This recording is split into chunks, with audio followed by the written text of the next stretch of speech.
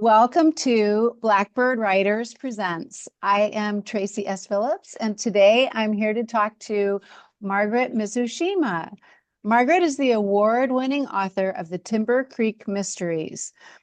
She was elected the Writer of the Year by the Rocky Mountain Fiction Writers.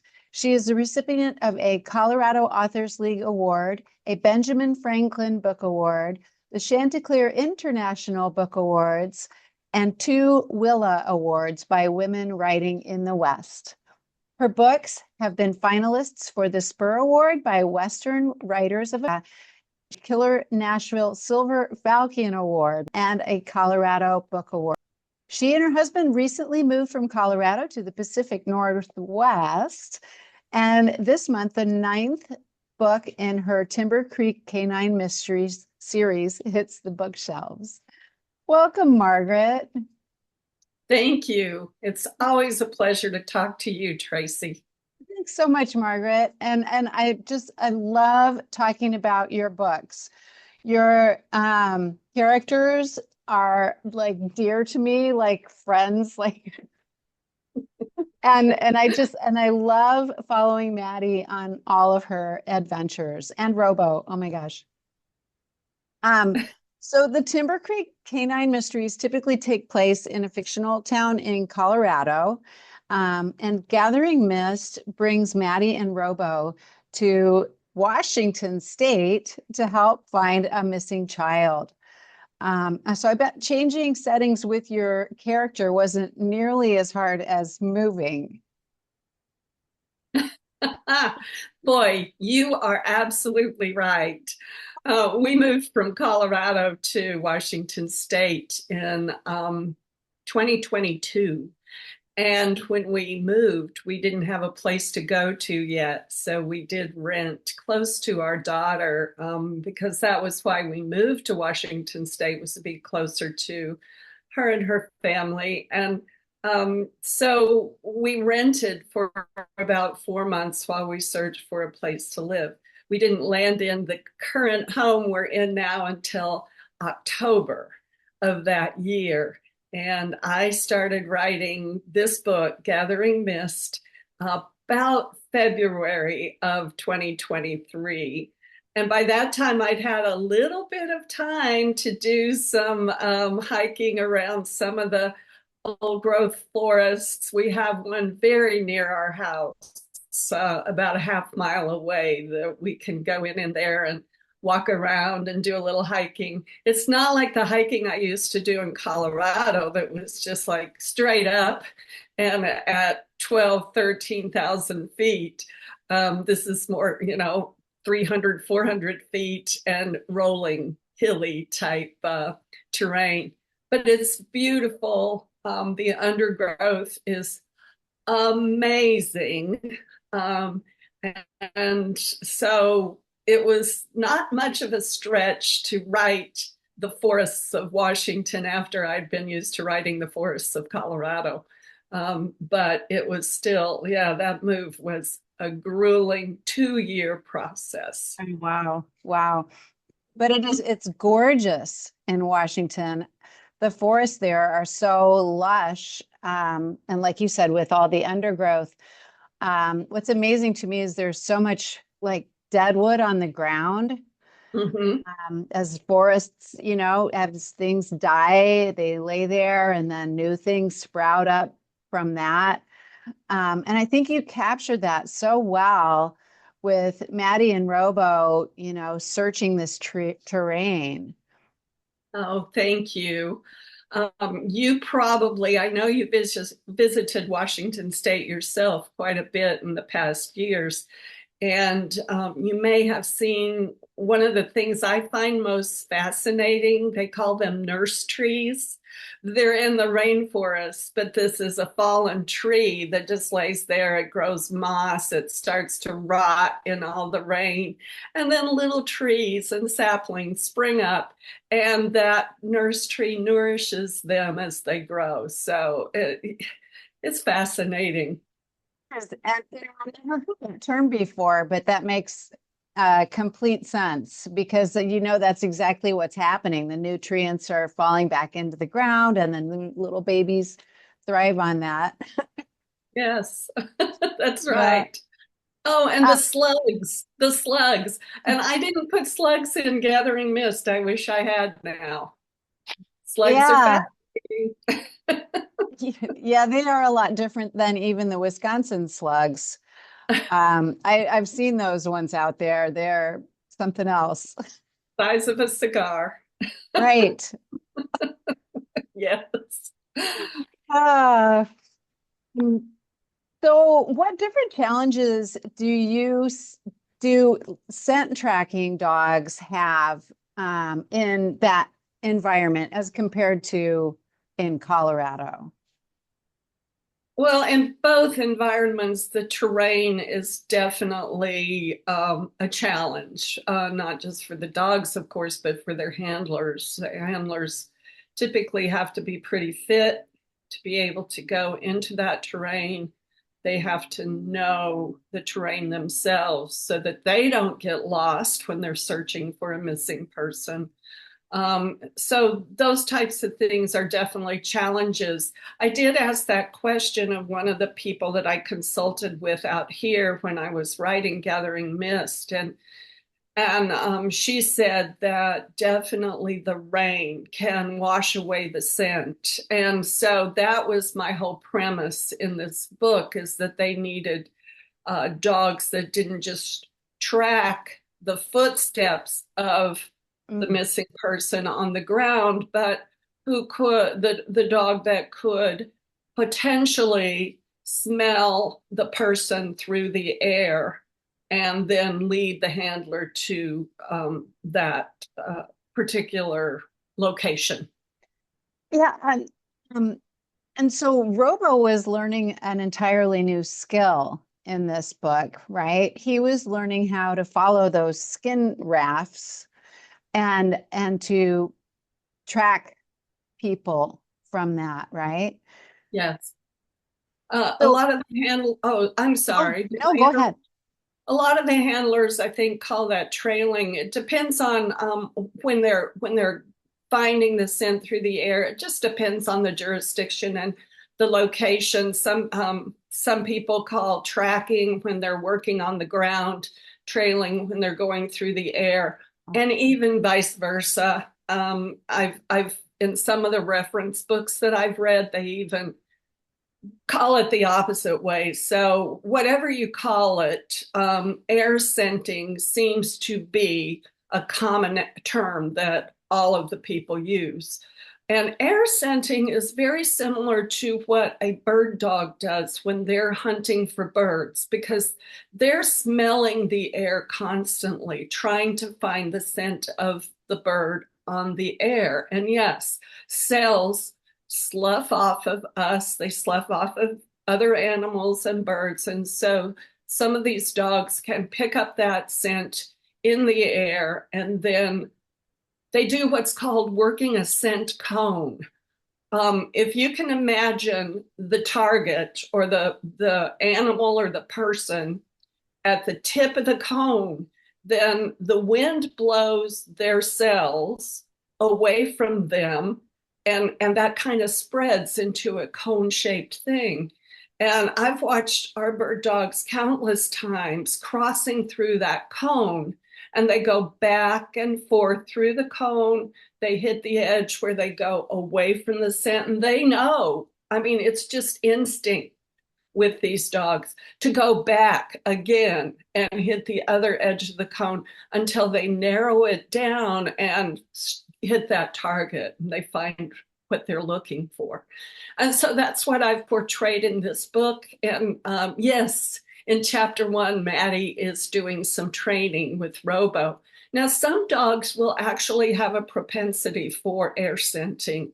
My husband and I took some of our dogs through search and rescue training decades ago, probably 30 years ago. And one of our dogs just picked that up just naturally. The other one was definitely an I'm tracking footsteps on the ground type dog. But the one would do both. She would track footsteps or she would lift her head and sample the air looking for the person that we were searching for. And that was in training. I never did participate on a live search and rescue just because of the job that I was doing. I couldn't get away. And so I didn't go ahead and certify to be able to do that. But very interesting work. And we were fortunate enough to train with a county team. So this search and rescue is a little bit more common to me than police patrol work, which is what I typically write about in my books. Yeah. That's so fascinating because you do cover a lot of that with the scent cone in the book. And so it's really great hearing you talking about it because it just brings back all of that imagery from the book too.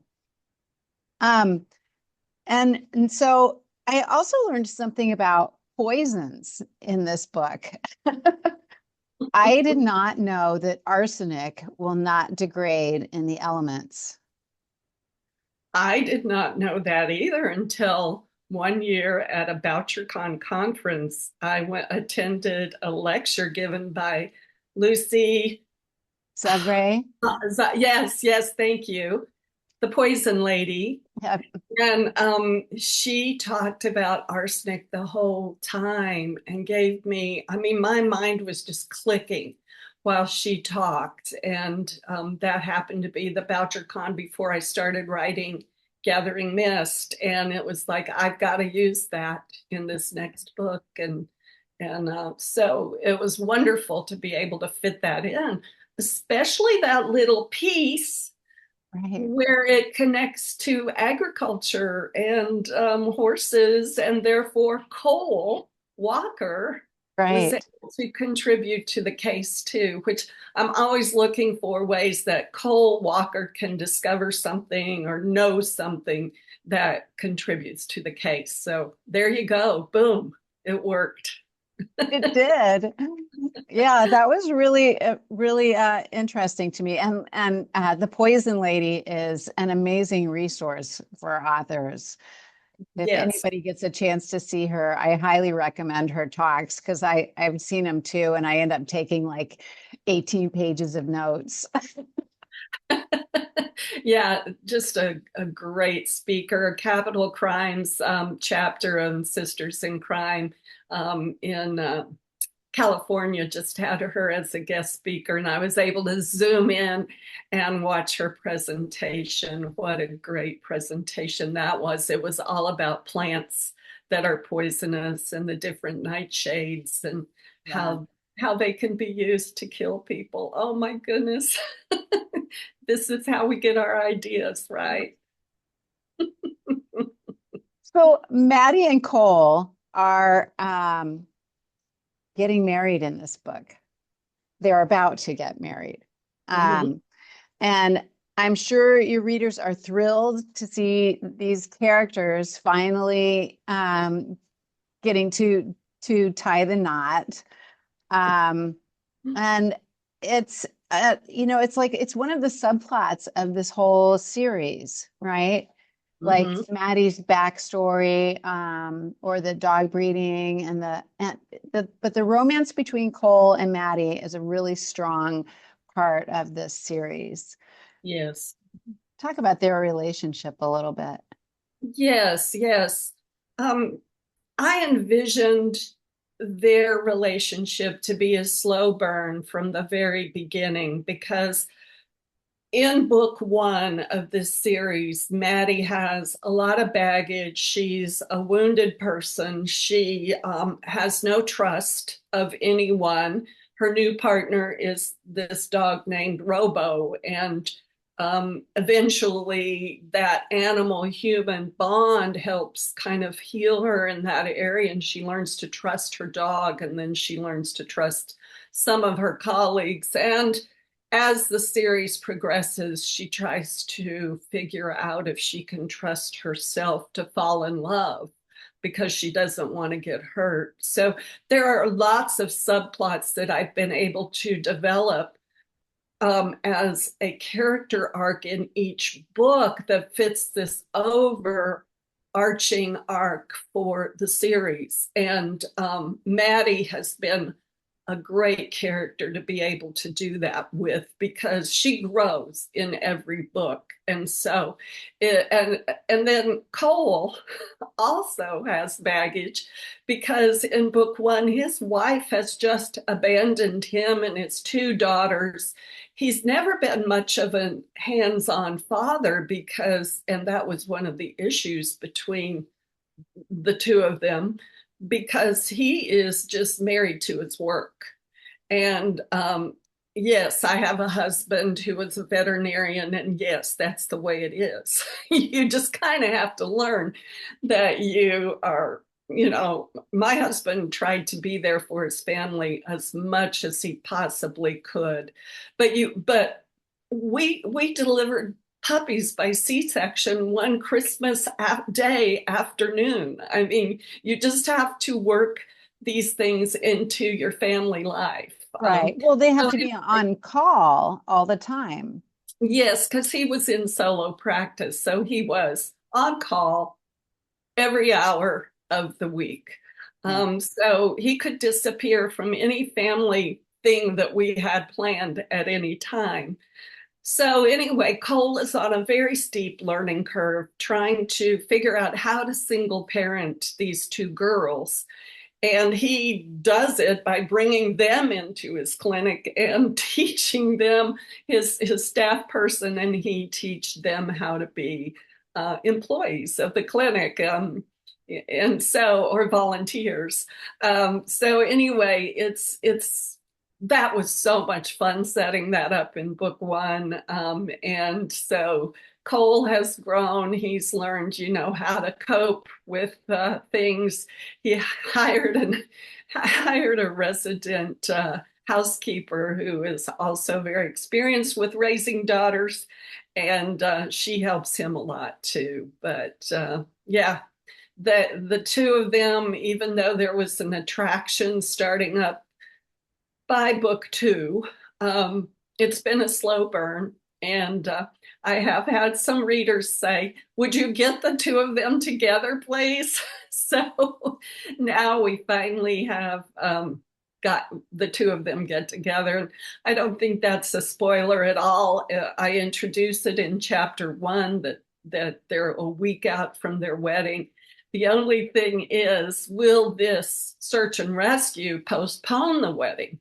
And that's a question in both Maddie and Cole's minds. But they're working together to try to find this child, not because of their wedding, but because of the fear they have about the child's for the child's life. Well, absolutely, right? But did you know how long, when you started the first book, did you have an idea of the entire character arc, that it would take 9 books for these two to decide to get married? I had an idea for 3 books, and I was very hopeful that we would be able to get 3 books published. And so, very grateful to the readers who have bought the books and kept the contracts going. We kind of do a 2-book contract at a time. With Gathering Mist, I only did a 1-book contract because I was thinking that it was time to tie up the series. And I was thinking it was time for me to retire.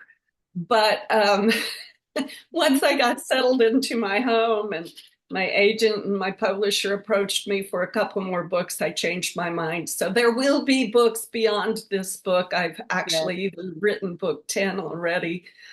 So anyway, getting back to the arc, I did have this 3-book idea, and my editor with book 1 said, let's slow this down a little bit for your series. And of course, that was music to my ears, because she was already seeing it as a series. And I had seen it as a series too. And so we did kind of just slow it down a little bit. By the time we got through book 3, I did have book 4 under contract. And I decided to make book 4 Burning Ridge, very pivotal and to send Maddie in a different direction. And that decision wasn't made until I was plotting book 4.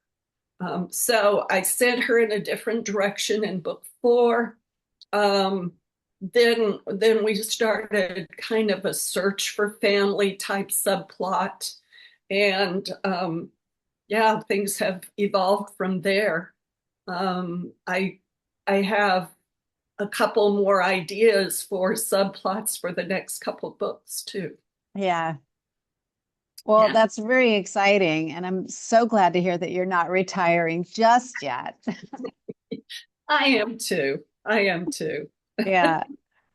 Um, so did you have a plan for coal and how has any of this changed with the evolution? And I know, I mean, you talked about, having contracts here and there, but I think as an author, we tend to have ideas about where our characters are going, and I just wonder if any of that has sort of changed along the line. It really has changed because it seems like as I'm working on the main plot for the book, which is always the murder mystery, that's always the main plot.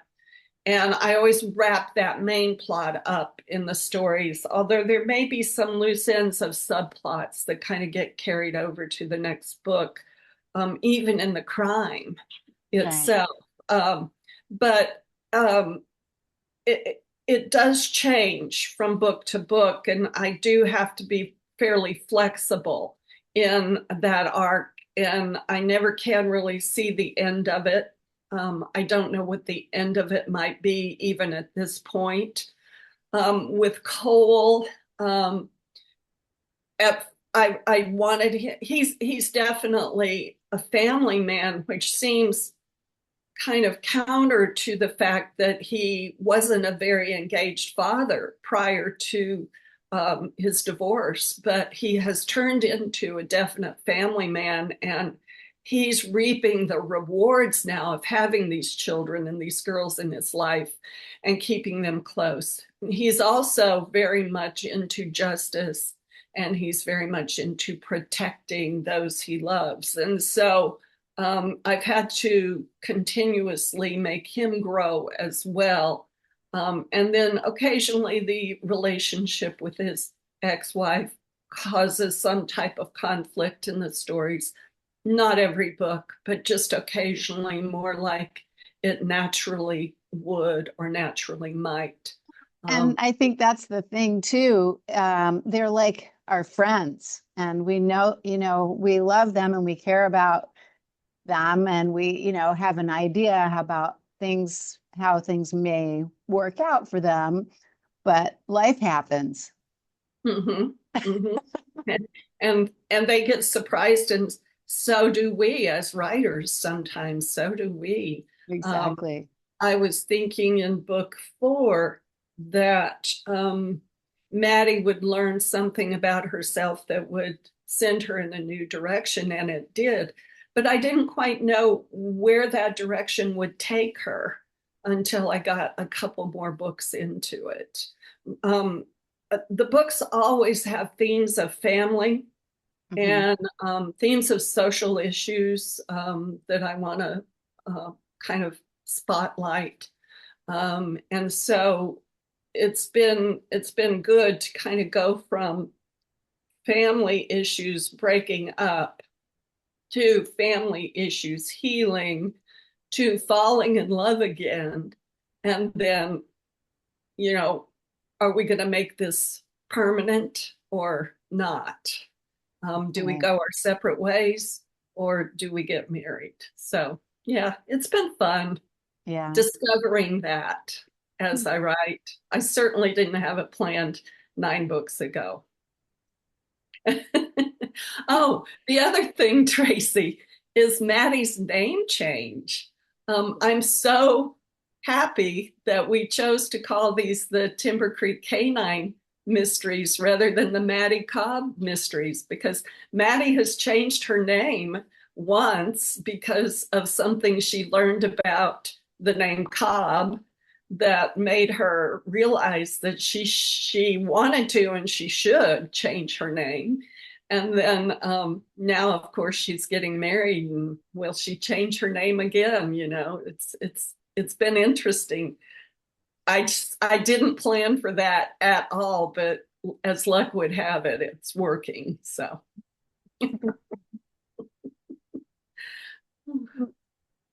How much of your personal background do you draw on to write your books?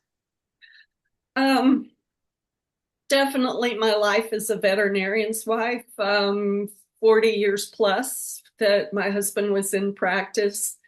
I worked after hours as his assistant. I typically had my own career in the days that we were raising our children and before I started writing as a speech therapist. So I I didn't really, but I've observed him work. I've helped him work. Um, so all of that contributes to my books greatly because Cole always has scenes where he's doing some type of vet work. Um, and then in Tracking Game, book 5 of the series, I did put in some of my background as growing up on a cattle ranch and some of my background as being a speech therapist, but I don't include that in every um, book. But certainly my background of observing animals, specifically dogs and cats, since childhood. I use that constantly in the books. And that would be probably one of the mainstays that I depend on. Yeah, absolutely. I'm sure that your readers would love to know if you have a literary hero or um, someone who inspired you. Well, yes, I do. There were two mystery and suspense authors that inspired me to write mystery. And one was Margaret Cole.